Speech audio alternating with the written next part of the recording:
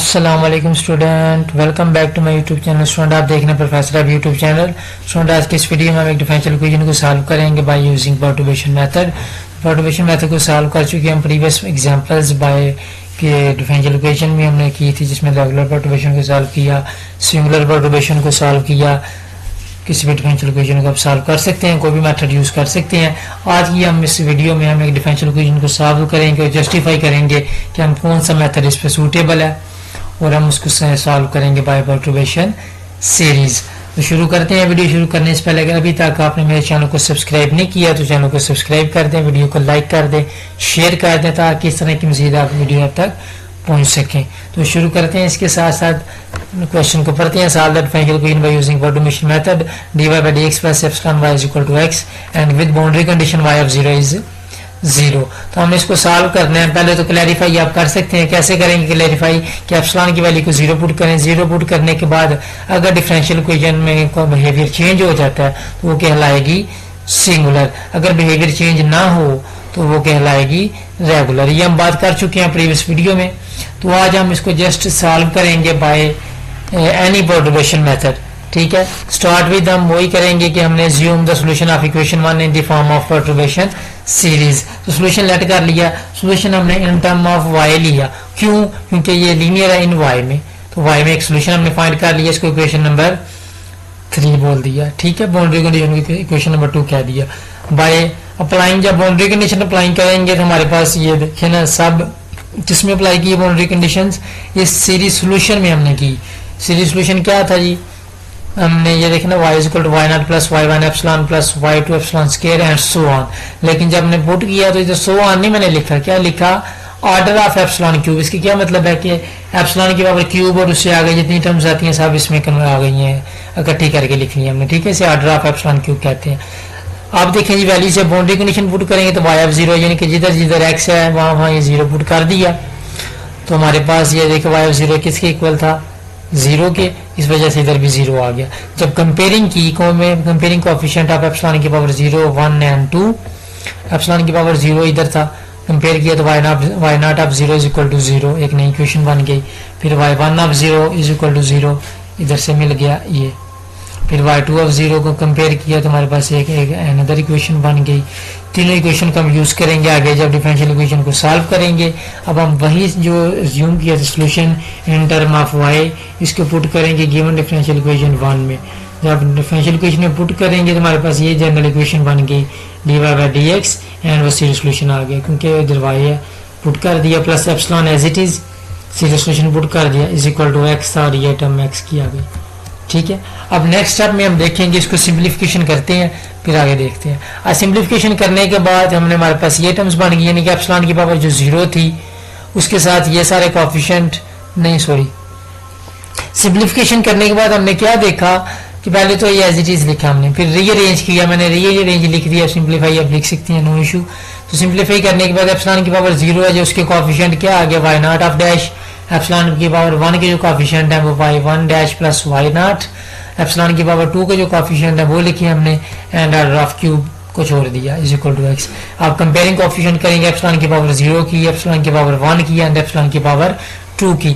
Comparing coefficient करने के बाद आपके पास जब एप्सिलॉन की पावर 0 को की तो हमारे पास ये डिफरेंशियल इक्वेशन मिल गई। एप्सिलॉन की पावर 1 को कंपेयर किया तो ये डिफरेंशियल इक्वेशन मिल गई। एप्सिलॉन की पावर 2 को कंपेयर किया तो ये डिफरेंशियल इक्वेशन मिल गई।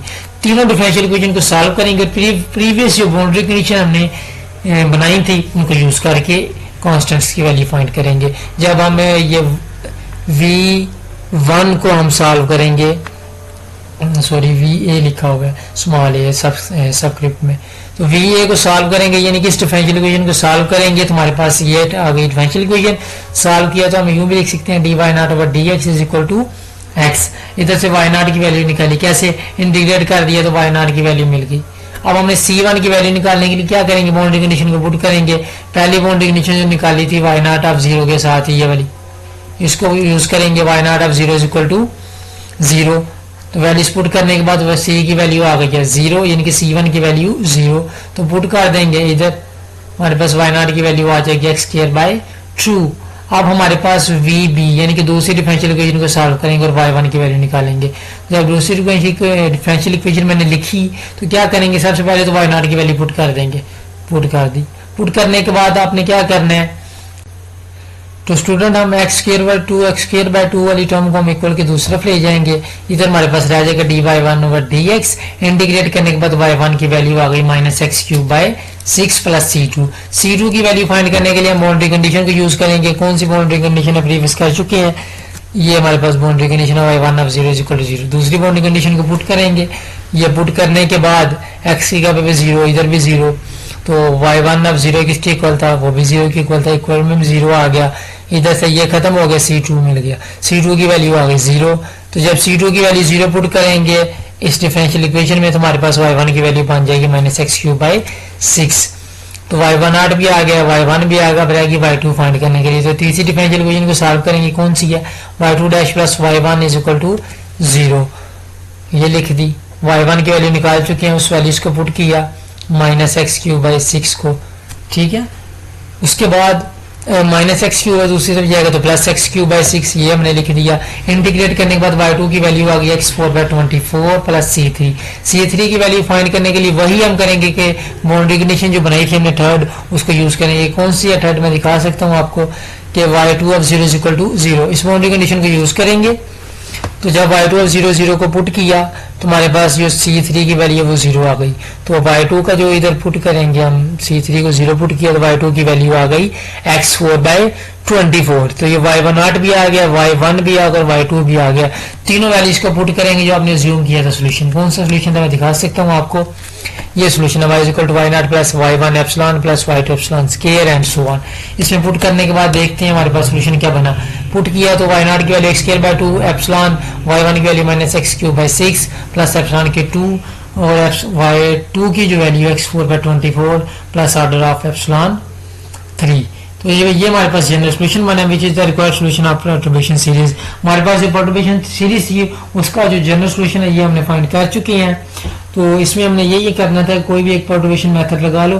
तो हमने इधर क्या किया, हमने रेगुलर परटर्बेशन को ही यूज किया। तो रेगुलर परटर्बेशन को यूज करके हमने एक परटर्बेशन सोल्यूशन फाइंड किया। तो हमने इस डिफरेंशियल इक्वेशन को सॉल्व कर चुके हैं। कौन सी डिफरेंशियल इक्वेशन थी कि dy/dx + एप्सिलॉन y = x। तो यही हमें फाइंड करना था सोल्यूशन। तो उम्मीद है कि आपको वीडियो अच्छी लगी है। वीडियो अच्छी लगी है तो फीडबैक में जवाब जरूर दीजिएगा, ये हमारी हौसला अफजाई होती है। तो इसी के साथ साथ जो है ना मैं इजाज़त दीजिए।